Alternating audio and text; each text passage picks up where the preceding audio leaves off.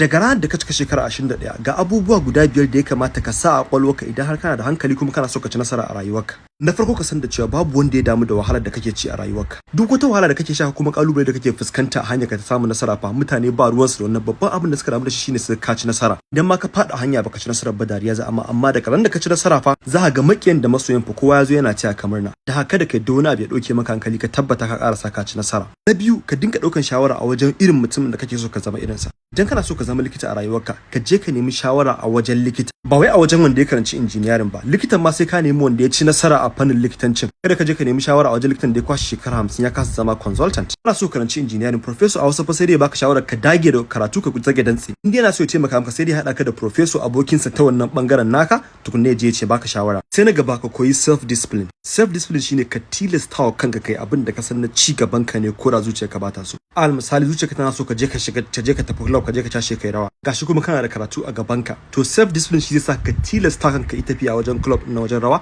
ka zo na kai karatu. Ka zama ka iya controlling din kanka. In dai ka iya self discipline kana diskula kanka fa to fa nasara a gefen ganin ka tana kwana. Sai na gaba gasa da mutane. Akwai mutanen da Allah ya musu baiwa sun fi ka babu yadda zaka. A maimakon ka dinga gasa da su kanka fanko kamata ka je kwantar da kai ka koyi abin da suke yi. Allah ne ya musu baiwa kada ka zama dan hasada. Ko a class ɗinku ne ga mutum ya fi ka point ya fi ka cin grade a'a ba gasa ne naka ba ka je kwantar da hankalin ka ce ya koya maka. Sai na ƙarshe shin kana so ka zama mabi a rayuwarka ne ko kuma shugaba domin matakin da ka ɗauka daga shekara 21 zuwa 30 fa shi zai nuna irin mutumin da zaka zama a rayuwarka. Ta haka shaye-shaye abokan banza duk wani aboki da ba neman karatu kuke tare da shi ba neman kuɗi kuke tare da shi ba wani aikin Allah kuke tare da shi ba ko ya haɗuwa ki a ɓata juna lokaci a saba Allah ka yanke ko ki yanke alaƙar ki da ita. Idan kana da wanda ya sani yaya ne ku kani wanda ya haura shekara 21 to ka masa sharing bidiyon nan Allah ya sa mu dace.